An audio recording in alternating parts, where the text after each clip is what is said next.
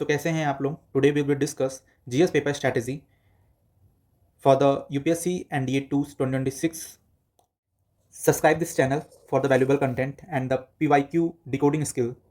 We will discuss our GS paper, GS paper structure. Okay, there are the two parts: part A, which deal with English, and the part B, which is our GS. And in this video we will try to solve your doubts ki how to score maximum in the GS portion, कि इस portion में हम सबसे ज़्यादा से ज़्यादा कितना score कर सकते हैं और कैसे करना है। ठीक है, जैसे पीडीएफ में मेंशन है, like parts A, part B science की बात की गई, ह्यूमैनिटी की बात की गई है, करंट अफेयर की बात की गई है। ठीक है, तो एक अप्रॉक्स क्वेश्चन है, जैसे 50 क्वेश्चंस आपके इंग्लिश के होते हैं, 46 क्वेश्चंस जो है यहाँ पर साइंस से एक देखने को मिल रहे हैं, ह्यूमैनिटी से आपके 40 क्वेश्चन आते हैं, करंट अफेयर के आपके 14 क्वेश्चन आते हैं। ठीक है, एक ये अप्रॉक्स है। ठीक, चलते हैं नेक्स्ट हमारे जीएस वेटेज पे। तो अगर हम साइंस का वेटेज देखें तो साइंस का वेटेज काफ़ी अच्छा खासा है, जिसमें आपका फिजिक्स भी पूछते हैं, केमिस्ट्री पूछते हैं एंड बायो भी पूछते हैं। ठीक है, you can cover from the NCERT, ये सब चीज़ें आप एनसीईआरटी से कवर कर सकते हो। ठीक, अब हम आते हैं जो बहुत ज़्यादा इंपॉर्टेंट है, लाइक ज्योग्राफी। रिसेंट ईयर्स के जो पेपर में काफ़ी ज्योग्राफी का क्वेश्चंस काफ़ी अच्छे पूछे जा रहे हैं, इंडियन मैपिंग से पूछे जा रहे हैं। ठीक है, क्लाइमेटोलॉजी से पूछे जा रहे हैं। ठीक, आपका ओशनोग्राफी से पूछा जा रहा है, ओशन करेंट्स जैसे कि पूछ रहे हैं, या जो भी लोकल विंड्स हो गए हैं, वॉट एवर इट इज़। अच्छा, ये कैसे पता करें कि क्या नाम है, कौन कौन से टॉपिक्स हमें कवर करने हैं, क्योंकि टाइम आर लिमिटेड, आपके बहुत आई थिंक 60-70 डेज आपके पास हैं। तो 70 डेज को कैसे यूटिलाइज करें। ठीक है, आप एक काम करो, सबसे पहले 2 काम करना है आपको। रिवीजन, जितना भी आपने पढ़ लिया है उसका आप रिवीजन करो मल्टीपल टाइम्स, कुछ नया पढ़ने के चक्कर में मत रहो। ठीक है, सेकेंड चीज़ आपको पीवाईक्यू करना कैसे है ये मैं बता देता हूँ। पीवाईक्यू को पहले आप खुद से सॉल्व करो उसी टाइम पीरियड में जितना टाइम आपको पेपर में देना है। ठीक है, जैसे 2 आवर्स का या 3 आवर्स का जो भी है, उसमें आप अपना पीवाईक्यू को पेपर को खुद से घर पे बैठ के सॉल्व करो। ठीक है, उसके बाद 2.5 मतलब 2.3 मतलब 2 या 2 या 3 घंटे आपको लगेंगे एनालिसिस करने में। अब एनालिसिस कैसे करना है, as I already discussed in my previous videos, कि एनालिसिस करने के लिए you have to go through the particular questions and the options as well. जैसे आपके 3 ऑप्शंस आ रहे हैं, ठीक है, तो इन 3 ऑप्शंस में आप कोशिश करो, थोड़ा सा रिसर्च करो उसके बारे में। रिसर्च करने के बाद आप वहीं पर ही उसको लिख लो, so that when you revise in the next time आपके लिए ईजी हो जाएगा। ठीक है, तो आपका ऐसे क्या है, पीवाईक्यू एनालिसिस होगा। देखो, इनिशियली आई नो कि टाइम टेकिंग है प्रोसेस, बट आप जहाँ 2 से 3 या 3 से 4 साल के पेपर के क्वेश्चन लगा लोगे ना, तो आपके कम से कम 25 to 30 क्वेश्चन ऐसे होंगे जो रिपीटेड ही होंगे, आपको बार बार रिसर्च नहीं करनी पड़ेगी। तो मैं मानता हूँ इनिशियली 2 या 3 ईयर्स के पेपर में लगेगा, बट उसके बाद आपके ये जो क्वेश्चंस की रिसर्च पोर्शन है ना, वो कम होती जाएगी, क्योंकि questions are repeated, themes are repeated, और आपको ये समझ में आएगा कि कहाँ से हमें क्वेश्चंस को कवर करना चाहिए, कहाँ से हमें थीम पता चल जाएगी। ठीक है, जैसे एग्जांपल मैं दूँ एनसीईआरटी का, ज्योग्राफी का एनसीईआरटी जो है क्लास 11 की, उसमें क्लाइमेटोलॉजी का पहला चैप्टर है। ठीक है, विच इज़ मोस्ट इंपॉर्टेंट, मतलब वहाँ हर एक लाइन से कोई ना कोई क्वेश्चन जरूर बने उसमें, आप जाके देखना। ठीक है, तो ये चीज़ मैं कहना चाह रहा हूँ कि यही चीज़ कि you should cover geography from the NCERT, and कैसे करना है ये भी मैं बता दिया। ठीक है, क्योंकि 70 डेज में आपको अच्छा से अच्छा स्कोर करना है।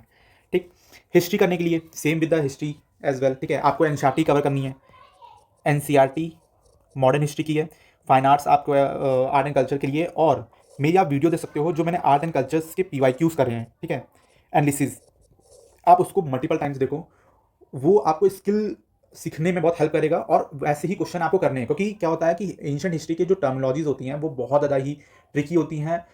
अगर अगर आती है तो वेल एंड गुड, अगर नहीं आती है तो कैसे करना है वो चीज़ मैंने बहुत अच्छे से डिस्कस किया हुआ है। You can go and watch this video. ठीक है, ठीक है, फिर करंट अफेयर पाता है, सबसे ज़्यादा परेशान होने वाली चीज़ है कि कहने में करंट अफेयर कितना पढ़े और कितने ईयर्स का पढ़ें, कैसे करना है। ठीक है, तो you should not rush too much toward the current affair. आपको बहुत ज़्यादा, क्यों मैं मना कर रहा हूँ, ज़्यादा से ज़्यादा आप इतना एक ही सोर्स को आप स्टिक करो, you should stick to the one source only. ठीक, आप कोई भी एक इंस्टीट्यूट्स का या कोई भी अच्छे वेबसाइट है या कोई भी न्यूज़पेपर है, what ever you can cover from, आप करंट अफेयर का एक ही सोर्स को पढ़ो। ठीक है, वहीं से आपको 1 ईयर से करंट अफेयर कवर करने हैं, और trust me, cost benefit ratio बहुत ज़्यादा इसका नहीं है। ठीक है, मान लो आप बहुत ज़्यादा टाइम दे रहे हो और मुश्किल से 10 या 15 क्वेश्चन बन रहे हैं, नहीं मतलब है। करंट अफेयर का जितना भी पोर्शन है ना, वो कहीं ना कहीं आपको कहना है ये इन सब स्टैटिक से लिंकअप में मिल जाएगा, बिल्कुल बिल्कुल मिलेगा। ठीक है, तो उसके लिए बहुत ज़्यादा परेशान नहीं होते, और करंट अफेयर से कट ऑफ डिसाइड नहीं होती है, to be very honest. Current affair से कट ऑफ डिसाइड नहीं होती है। आप कट ऑफ क्लियर करते हो या नहीं करते हो ये स्टैटिक पोर्शन से, कि स्टार्टिंग पोर्शन में आप कितना अच्छा स्कोर कर ले रहे हो, ठीक है। फिर मैं और बाकी मेरी वीडियोस पड़ी हुई हैं कि इनकी लास्ट के 3 ईयर्स के पेपर को मैंने खुद सॉल्व किया हुआ है, with knowledge, with limited knowledge and without knowledge, कि कुछ क्वेश्चन ऐसे हैं जो बियॉन्ड द नॉलेज हैं, उसको कैसे अटेम्प्ट करना है। तो ये सब चीज़ें स्किल्स से ही आएंगी, ठीक है।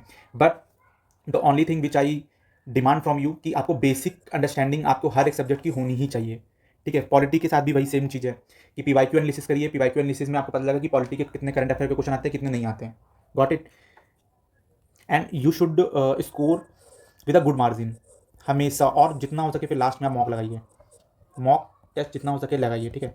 बट ये मॉक टेस्ट आपको कब लगाना है, जब आपके पीवाईक्यूज अच्छे से हो जाएं, जितना ज़्यादा, क्योंकि आपको मेरी सजेशन यही रहेगी आप पीवाईक्यू पे ही स्टिक रहें। क्योंकि मैं ऐसा क्यों कह रहा हूँ, रीज़न है, यूपीएससी जैसे क्वेश्चन जो बनाता है, यूपीएससी का जो माइंडसेट है क्वेश्चन बनाने का, वो कोई भी इंस्टीट्यूट मैच नहीं कर सकता।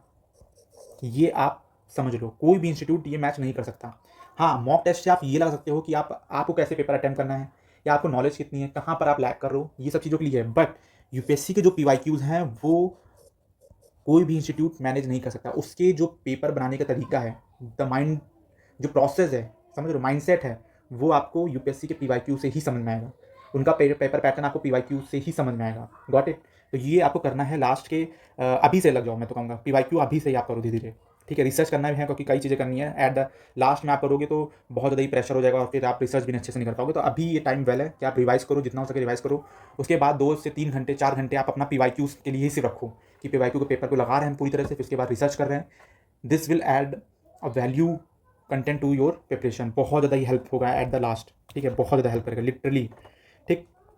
बाकी मैंने बता दिया है कि ज्योग्राफी आपको कहाँ से कवर करनी है, एनसीईआरटी हिस्ट्रीज कहाँ से कवर करनी है, पॉलिटी कहाँ से करनी है, करंट अफेयर के पीछे ज़्यादा मत भागो, सिर्फ एक सोर्स को आप फॉलो करो, that is more than sufficient, बहुत ज़्यादा सफिशिएंट है। 10 जगह आप मत भागो। करंट अफेयर को एक मतलब ये होना चाहिए कि हाँ आपने करंट अफेयर पढ़ लिया है, ठीक है, ये नहीं होना चाहिए हाँ सिर्फ करंट अफेयर ही पढ़ लिया है, दोनों में डिफरेंस है। करंट अफेयर का कवर होना चाहिए ताकि ये कॉन्फिडेंस आ सके, गॉट इट। अगर आता होगा तो सबको आता होगा, नहीं आता होगा तो किसी को नहीं आता होगा, got it. And this is it. So and for more valuable content you can follow the Decode UPSC 001. Thank you so much.